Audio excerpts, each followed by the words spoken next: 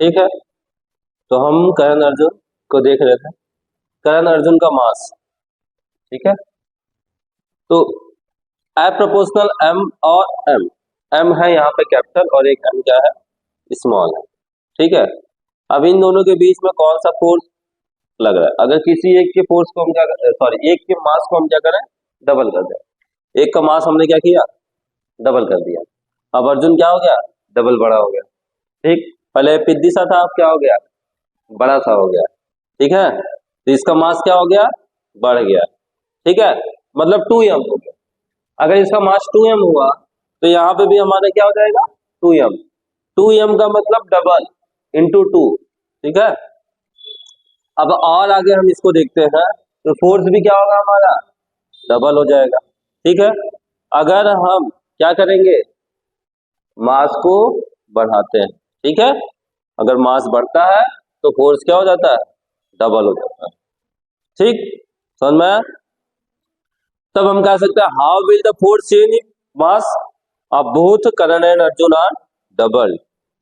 क्या अगर हम फोर्स चेंज करते हैं, ठीक है, तो करण और अर्जुन दोनों का मास क्या हो जाएगा, डबल हो जाएगा। कैसे, देखते हैं कैसे ये क्या होता है, डबल होता है। ठीक।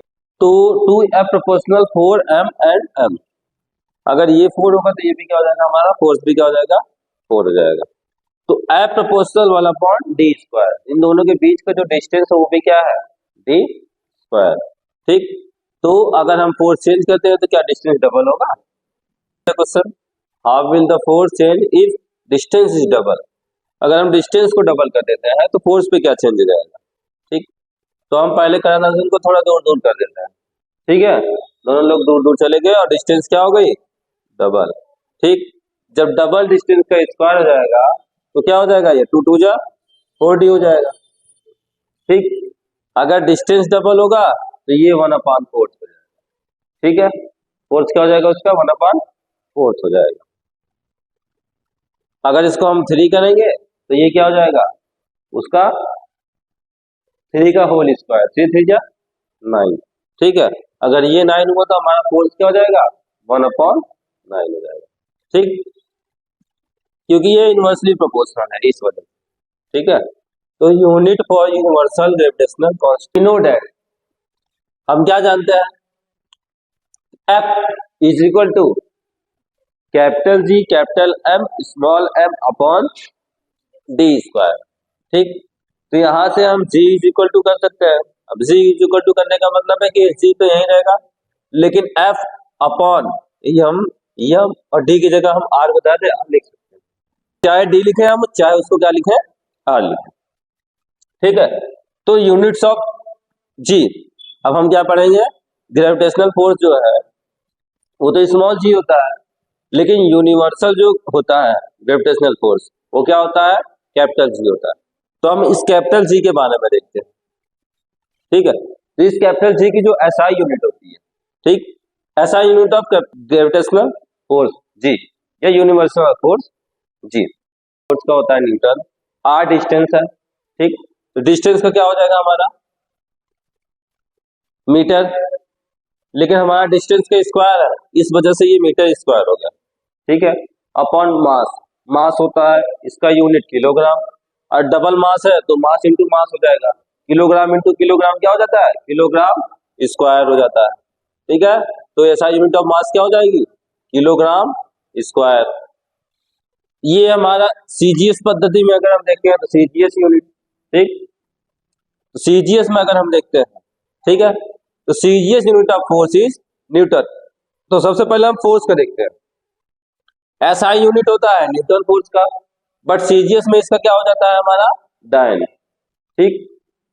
फोर्स का होता है सीजीएस में डायन, और सेम एज अगर हम डिस्प्लेसमेंट की बात करें, हमारा आर जो है, ठीक है, तो वो क्या हो जाता है हमारा, डिस्प्लेसमेंट की अगर बात करें हमारा आर का, ठीक है, तो आर जो होगा हमारा सेंटीमीटर हो जाएगा, क्योंकि ये मीटर था तो हमारा ये क्या होगा, उससे जो छोटी यूनिट होती है, ठीक, वो सेंटीमीटर होती है, और स्क्वायर से हमारा स्क्वायर आ गया।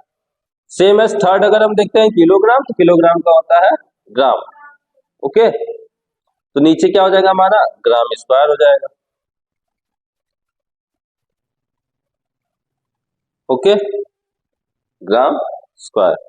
तो ये हमारा यूनिट ऑफ जी का एसआई यूनिट होता है kilometre, newton metre square upon kilogram square. Same है सीजीएस में होता है dyne centimetre square upon gram square.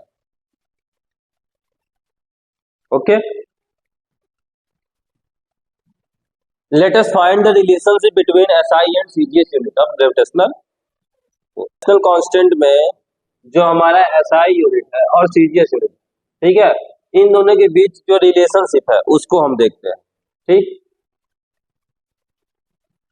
तो इस रिलेशनशिप की बात करते हैं। Experimentally it is observe that value of G, एक एक्सपेरिमेंट हुआ था, उस एक्सपेरिमेंट में कैपिटल जी की जो वैल्यू थी वो 6.7 इंटू 10 की power minus 11 newton metre square upon kilogram square थी।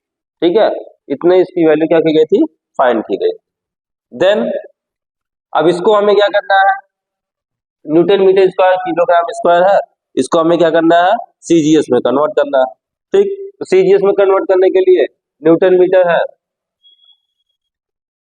देखो यहाँ पर न्यूटन है 6.7 इंटू 10 की पावर माइनस 11, कैपिटल जी की वैल्यू होती है। ठीक, ये वैल्यू ऑफ जी 6.7 इंटू 10 की पावर माइनस 11, जी की वैल्यू हमने लिखा, फिर न्यूटन 10 की पावर 5 इंटू 10 की पावर 4 मीटर स्क्वायर है। उसके बाद देखते हैं तो 10 की पावर 6, अब कैसे आया वो देखते हैं। ठीक है, 1 न्यूटन इज इक्वल टू 10 की पावर 5 डाइन होता है, ये वैल्यू होती है 1 न्यूटन की। ठीक, अब सेकंड आता है मीटर स्क्वायर। ठीक, मीटर को अगर हम सेंटीमीटर में कन्वर्ट करेंगे तो 100 होता है, और 100 मीन्स 10 की पावर 2। ओके, और 10 की पावर 2 मीटर स्क्वायर है, दिस मीन्स 10 की पावर 2 की पावर 2, पावर की पावर जब होता है तो क्या होता है, पावर से पावर मल्टीप्लाई हो जाता है, 2 इंटू 2 क्या हो जाएगा 4, देन 10 की पावर 4। सेम एज किलोग्राम, अगर किलोग्राम को हम ग्राम में कन्वर्ट करते हैं तो 1000 से डिवाइड होता है।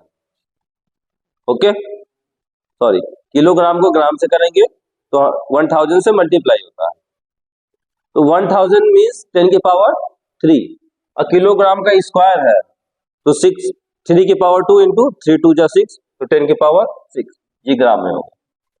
ठीक, इसको हम पूरी तरह सॉल्व करेंगे तो 6.7 इंटू 10 की पावर 11, ये 5 4 9 और 6 अब ऊपर जाएगा। ठीक है, माइनस 6 हो जाएगा, और 6.7 इंटू 10 की पावर माइनस 11 और 10 की power 3, 6 minus 6 sorry 9 minus 6 is equal to क्या हो जाएगा 3, 10 की पावर 3, अब माइनस 11 और प्लस 3 क्या हो जाएगा 8, 6.7 इंटू 10 की power minus 8 dine centimetre square upon ग्राम। ठीक, ये वैल्यू थोड़ी रॉन्ग है,